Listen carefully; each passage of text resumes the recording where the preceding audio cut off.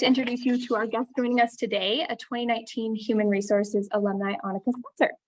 Annika is a proud CSU RAM with a passion for talent acquisition and HR. She loves helping others with their careers, and that started long ago when she was a mock interview intern for the CMC, helping students prepare for their interviews like they were real. It's a great program, students. You should definitely check it out. We still run the mock interview program. Annika's first jobs were in higher education HR at CSU and the School of Mines down the road in Golden, but she's now part of the technical recruiting team at the New York Times. Yes, one of the biggest news sources in the country, and is having a blast as a technical sourcer. So with that, I'm excited to welcome Annika. Thanks for joining us today. Absolutely. Thank you for that intro, Patty. I am super excited to be here. Great. Well, we're very excited to have you. I know that was kind of a mouthful, but we'll go ahead and get started. So can you please tell us a little bit about what you do? What is the technical sourcer? Yeah, absolutely. So I would say most people are often familiar with recruiting and what that looks like. And sourcing is a specialized skill set within recruiting. And we're really focused at looking at the top of the funnel. So how do we get people that might be a good fit for jobs interested in, like, let's say the positions that we have at the New York Times. So my job is primarily focused on finding and reaching out to passive talent, right? So these are folks that are not looking for positions. They're not the people that are applying on your jobs website or through your applicant tracking system. And so it's really a lot of data gathering, looking at the talent market, figuring out, right, where do we want to target when we're thinking about outreach? What types of folks are going to be a good fit for our positions? What are the technical skill sets we're looking for? Then how do we find those people? And then how do we engage them and get them interested in our positions? So I spend a lot of time, honestly, it's a little bit of like the equivalent of professional Facebook stalking. So if you're someone that likes to find people on Instagram or Facebook, this actually might be an interesting career. We use different tools like LinkedIn Recruiter. Some folks might be familiar with that, but we have some others, Hire Tools, Seek Out. They're all sort of databases that allow us to kind of scrape the internet and pull people from lots of different sources and find their profiles. But we'll also do a lot of Boolean searching on the web, Google, DuckDuckGo, whatever it might be. And you build out Boolean searches to kind of target and speak with, right, your search engine and the algorithms to pull up different results that you might not be able to if you were just kind of putting in your standard Google search. So it's been really fun. As a member of the technical sourcing team with the New York Times, I'm focused on some tech talent, and then I'm also a little bit broader than that. Right now, I'm hiring for everything from software engineers to program managers, product designers, QA folks. I've got some people in InfoSec. So it's a fascinating career because you get to learn about all of these different jobs every day, and it keeps things interesting. Wow, I feel like that is like a technical sourcer is not like a traditional career path one might learn about here at CSU. You know, we have recruiters that come to campus all the time. And so just hearing that different search, like more of like a headhunter type of position where you're going out and finding those people, that's pretty cool and unique. Yeah, absolutely. It wasn't something that I necessarily had learned about until I did an internship with Charles Schwab, and they have a really fantastic sourcing function. And that was really how I got interested in it and love talent acquisition, but realized that after doing full cycle recruiting, I was like, I really love the sourcing piece of it and wanted to specialize in that. Well, that's a great lead into my next question, which was, tell us about your career path. You know, how does one go from a CSU graduate in Fort Collins to Golden, working within what you worked in, to getting noticed by one of the biggest companies in New York City? Yeah, I definitely never imagined I would end up at the New York Times. I don't think it was not even on my radar, given I'm in Colorado, I'm 100% remote, and it's in New York. And I think, right, COVID has definitely changed the landscape, and now opportunities that, you know, previously wouldn't have been available to folks, those are things that they might be able to pursue, which is exciting. So yeah, when I started, after I graduated, I knew that I wanted to be in talent acquisition. That was the area of HR that I found most interesting, and had done a couple of internships in that space, and was actually really fortunate to be able to take on a position with the function on campus that I had interned for. And so started as a full cycle recruiter for CSU, University Advancement. And then after a couple of years there, wanted to just continue to explore and take on some more responsibilities and experience another higher ed institution. And so I went to Colorado School of Mines, and I did kind of a short stint there. Really my reason for looking for a new opportunity was just wanted to kind of step outside of higher education and go back to the private sector, but also to kind of pursue that career path in specifically sourcing.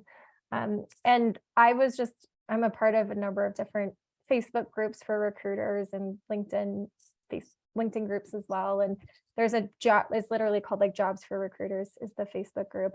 Okay. And my current manager had posted that she was looking for a technical sourcer. And I really liked the way that she had described the posting, which was they were looking for someone that was empathetic and was looking to learn, not necessarily someone that, had this many years of experience and all of these qualifications. And I thought that was fascinating. And so I reached out to her and I messaged her on Facebook, and then I emailed her and I sent her my resume and I was like, I'm going to talk to you. So we ended up chatting and then went through the interview process and got hired. And it was kind of a dream come true. I think that being at the Times, I get to have that really mission-driven aspect to my work. And I really enjoy the organization that I'm a part of and get to do work I'm excited about.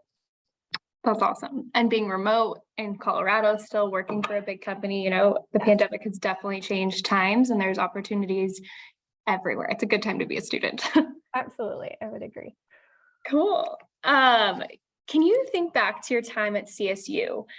Did anything you do particular here? You've mentioned a couple internships, coursework, internships, clubs and orgs, mock interview program. Does any of that still affect what you're doing today or help you professionally that you still think of and think back on? Yeah, absolutely. I think that was one of my favorite things about, and my dog's getting up, I'm afraid there might be some barking coming. Okay. Being at CSU, because it's such a large institution, there's so many opportunities to get involved. And like I worked all over the place. I worked for advancement and was lucky enough to do a couple of jobs with both career centers on campus. And those were really like my first kind of intro into HR and talent acquisition in the sense of, getting that experience of working with people and talking about their careers and looking at resumes and all of those things. The mock interview program especially has been, I think, invaluable, not just learning, right, how to be an interviewer and how to give feedback and how to have those conversations, but interviewing for jobs myself.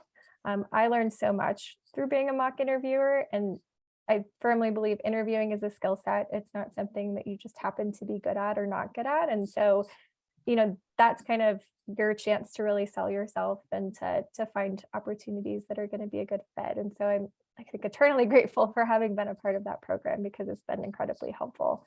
And then just the internships that I was able to do, that I got through going to the career fairs, working on campus, all of those things really set me up for success, I think, for my first role out of college. And I learned so much through those internships, and they really did give me great work experience that I think I still rely on all the time.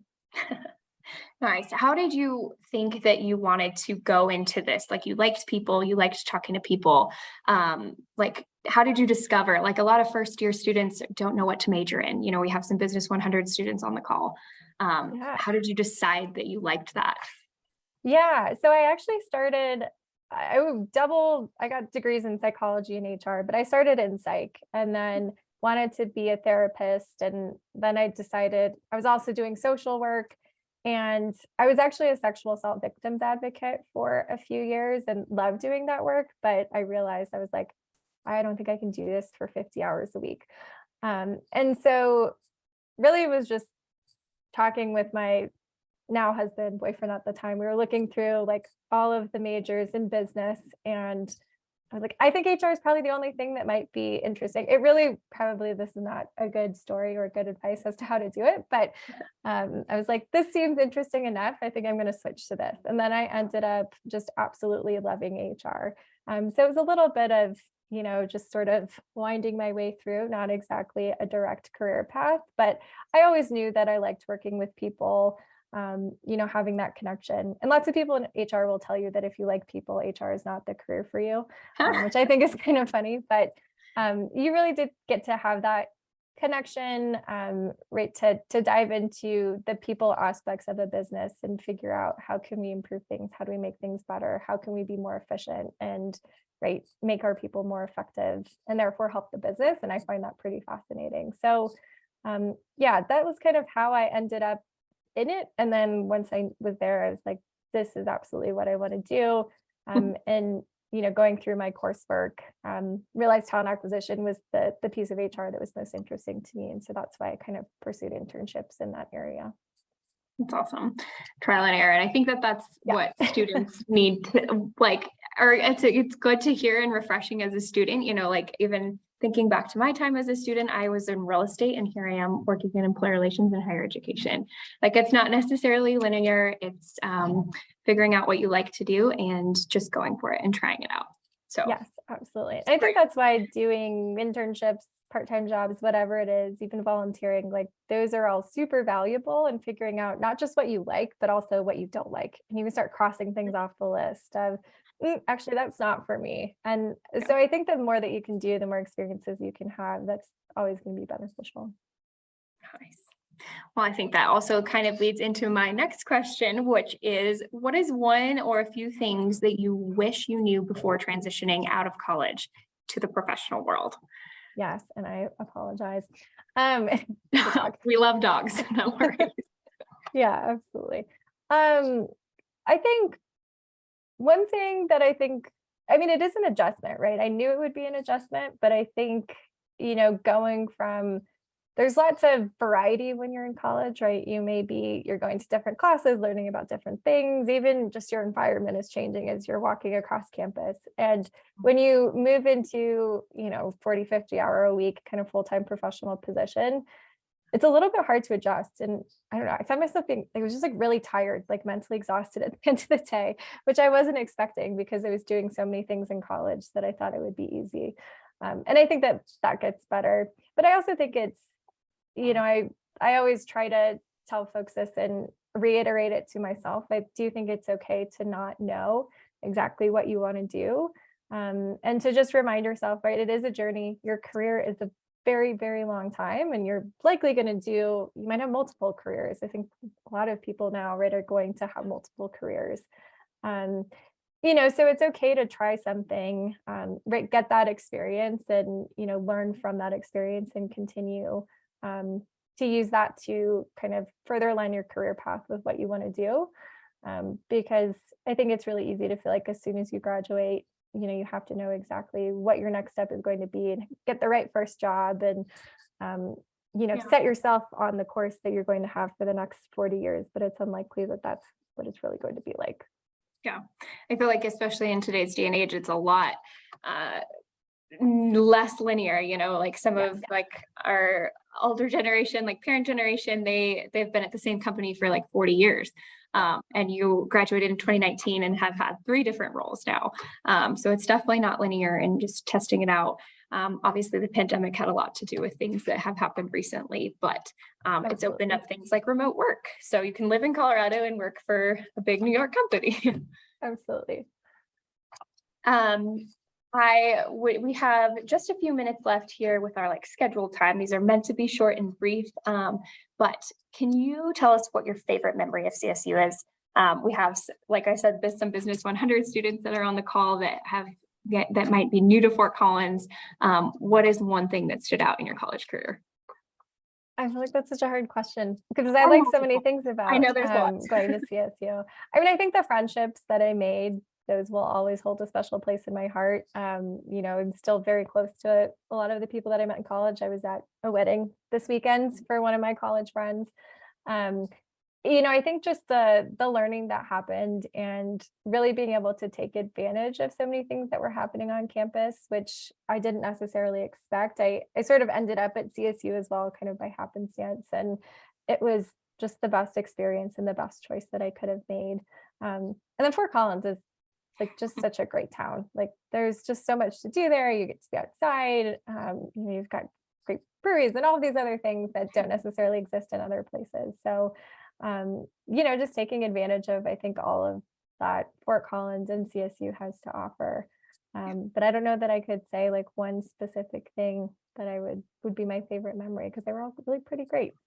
Yeah. Well, I also agree with that. I'm pretty partial. I also went to CSU and just never left Fort Collins. So here we are at College of Business still. Exactly. And that's why I took a job at CSU, right? I was like, I don't want to Yeah. leave. It was such a great spot to be. Good stuff. Well, I know that there are numerous people on the call here. I just wanted to open it up to any audience questions that you might have for Annika regarding human resources, the curriculum classes, technical sourcing at the New York Times. Like, what does that look like? Are there any audience questions? I have a question while students are waiting. How you doing? Good to see you. Yes, good to see you too. So tell me about technical recruit, and I understand I'm gonna ask a very difficult question. Okay. I'm not real clear what I want to be when I grow up yet. So I understand. You did full cycle recruiting and then you kind of specialized in, this kind of technical sourcing. Do you continue? What are your options from there? I guess is my question. Not necessarily what you are going to do, but, and I'd love to know that too, just because I'd like to keep dragging it. But, can you continue on there and just move? Is there a route, to move up in technical sourcing, or do you go back to full cycle, or what does that look like? I think that's a great question. And I think this is a conversation we're actually having on our team right now, is the career pathing, because our sourcing function is maybe a year and a half old. So very new. We just added a bunch of folks to the team, and now we're looking at, what does it look like? What does the long-term career growth look like? I would say that sourcing itself is relatively new as well, as far as being a standalone function that organizations recognize. And typically, if you're at a smaller organization, you're not going to have specialized sourcers. You're just going to be full cycle. And I think that some organizations will view sourcing as, maybe you start as a recruiting coordinator. The next step in your career is a sourcer, and then you move into a full cycle recruiting role. On our team right now at the Times, we actually have probably 3 or 4 folks that were full cycle recruiters and decided they didn't want to do that anymore and moved into a sourcing role. So, we very much see it as it's a partnership with your recruiter, and it is a specialized skill set that you can grow in that space. So, typically you would move from, right now I'm a technical sourcer, right? As you might work on more difficult positions, more executive positions, whatever it might be. And we're still looking at what defines kind of a technical sourcer versus, like, say, a senior technical sourcer. And then you can certainly move into management and manage a sourcing function. I think that's what the career path would look like for sourcing. I do think that talent acquisition and recruiting in general, the career path is maybe a little bit more difficult to define, and you'll find lots of people in the industry that have been, they are full cycle recruiters, and they've done that for, their 30 years. And they always stay as an individual contributor.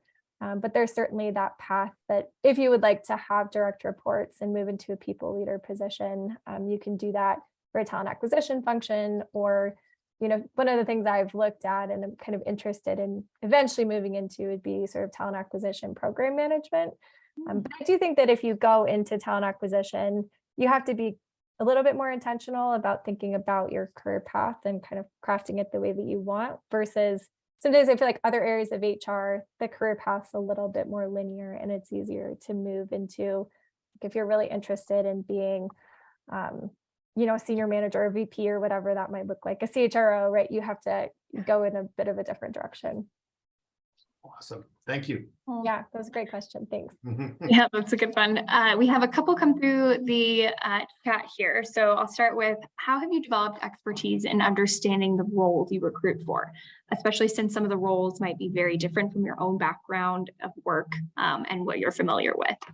Yeah, that's a great question. And I think that's one of the things that I love most about recruiting is every day it's like you're doing a new job, because you get to learn about people that are doing such a variety of different things. And at this point, only having been a recruiter for a few years, I've filled everything from nursing positions to football coaches to software engineers to fundraisers, like all of the above. And I certainly am not an expert in any of those areas. I would say, my depth of knowledge is very minimal, but the breadth is quite wide. And so I think, the process always looks like doing some initial research. A lot of times, right, you're hopefully going to have a job description or at least some semblance of what type of role that you're working on. And then you can go out and do your initial research and like, I don't know this term, I'm going to look it up and see what it means. And then once you've developed kind of a, an initial understanding of the market, the position that you're recruiting for, that industry, right? What types of education is required? What are the certifications? What are all the acronyms that those people are going to be using? Then you get to sit down with the hiring manager and ask all of the questions to get a really good in-depth understanding of what they're looking for, right? What are the qualifications? What are the true things that this person really needs? And then, what are the nice to haves? And then a lot of times I really also like to have separate conversations just to meet with, whether it's a hiring manager or another member of the team, to sit down and like, hey, I don't really understand how this works. Can we talk about it more? Or can I see what you're working on? Like, show me what your day-to-day looks like. So that way, I'm kind of a visual person and I need to understand the big picture. So I always like to have that additional context. So I think that's what it keeps it fun. And, you definitely have to not be afraid to say you don't know or say you don't understand, because the likelihood that you will ever fully understand what someone is doing is pretty low. So it's just I think you have to have that humility and, when you're talking with candidates too, to be able to say, I don't know as much about that. Can you tell me a little bit in more detail what you're working on and what that looks like? Yeah, great question, Cassie. Thanks. I have a question too. So I was wondering, it's kind of funny that you were just talking about like wanting to know kind of the day-to-day of these positions that you're sourcing for. If you could maybe walk through like a typical day in your life, in your role. And then also, since you're working remote, I'm curious what like your interaction with others looks like, and like if you're meeting with candidates at all, or if you're kind of just getting to know the roles more, and then what that interaction with hiring managers looks like as well. Yeah, absolutely. Another great question. Yes, it's a lot of meetings, obviously, when you're remote. Lots of meetings. We love Google Meets. Yeah, so typical day to day, like at any given time right now, I'm working on like 10 to 14 requisitions, so different positions that I'm partnered with a recruiter and a hiring manager on to fill.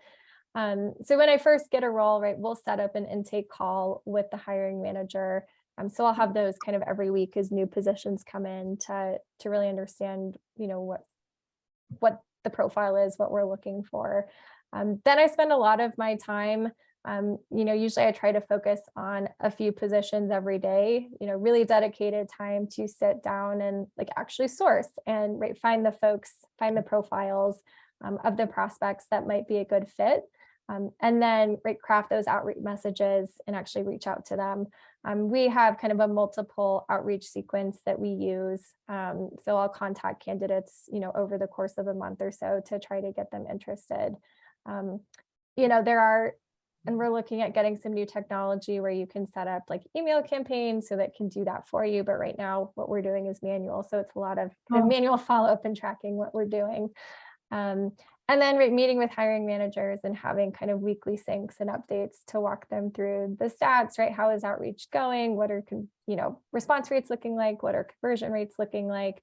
And then kind of deciding, do we need to make some tweaks? Because everyone we're reaching out to that has the qualifications that you're asking for is out of comp range. So we need to make some adjustments to expectations. I would say a lot of the conversations that I have that are more strategic revolve around that and setting expectations about, this is what we're seeing in the market. And this is what's realistic for this position. And this is how we can get you, what you're looking for. And then, yeah, lots of just other meetings, team meetings. I'm working on some projects that are more centered around competitive intelligence and mapping markets. And then as far as you asked about, are we actually having conversations with candidates? Yes, and that's something that at the time specifically, we're looking at what that looks like. I do phone screens with candidates and have those initial conversations and then make the recommendation to the hiring manager if we should move forward with them or not. But not everyone on our team is currently doing that as a sourcer. And so we're still looking at kind of long-term strategy, what that will be. Great, thank you so much. Absolutely. Wow. I have a couple more that came through my chat box here. So you kind of just touched on it a little bit and that it's a very newer team, but what does the technical sourcing team look like at the times? Like what is everyone's functions? You just mentioned like mapping, like that's definitely out of my knowledge warehouse. So yeah, it seems like it's a good question. Yeah, absolutely. So right now we have a sourcing team that's kind of on the newsroom and business side, and then we have the sourcing team that's focused on the tech side. Newsroom and business, they've got 3 people. On our side, we now have 5. And we really all have kind of similar functions. Obviously, our team lead, she's looking at strategic direction and setting that, but from a sourcer perspective, we're all kind of assigned to specific recs right now. And then, are kind of going through the day-to-day of working on filling those, trying to meet our metrics, that type of thing. Then ideally, and we're still, because we're new, we're still sort of figuring out what does the split look like between kind of day-to-day sourcing and then more strategic work, things like mapping markets and figuring out, what is the talent that's available that has this specific skill set, or at these specific companies that we've identified as peer competitors that we might want to target, or looking at more competitive intelligence type of analysis. The project that I'm working on is focused on our program management organization, and pulling together some data that we can present at the end of the year to kind of give them some more insight into the market and compensation and what it's looking like from a recruiting perspective. So that's kind of the makeup of the team and the structure and what we're all doing. And I would say that that's very much ever evolving and ever changing as we grow and mature and figure out, what next steps look like. That's awesome. All right. It seems like we are 1 minute to, so we will end with this one final question. Okay. It says, what excites you about your job? Which hopefully is something else we need to find you in the role, but it seems like you're loving it. Yeah, I mean, I think probably my favorite thing, especially being at the Times, when I get to work with just like really smart people every day, some of the best journalists, really incredibly smart software engineers, and I get to have conversations with them and, just learn about what they do. But also the conversations with candidates and getting to connect people to, exciting job opportunities, right? We'll talk to someone at the very beginning and reach out to them. And then it could be, several months later that the right position finally opens up, and then you get to connect them with the hiring manager and see them excel in the interview process and then gets hired.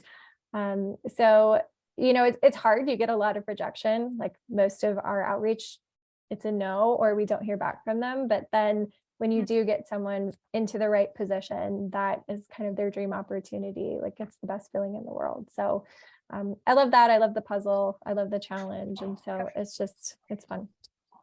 I love that term, the puzzle, because that's definitely, I feel like exactly what you've been talking about for the last 30 minutes. That is a 1-word descriptor for it. Yes. Cool. Well, we are at time. I want to honor everybody's time here, but just wanted to say thank you, Annika, for taking the time. I know you're very busy work schedule, so appreciate you being here and talking to our students. I will go ahead and end our recording, but thank you everyone for being here. So with that, I'd like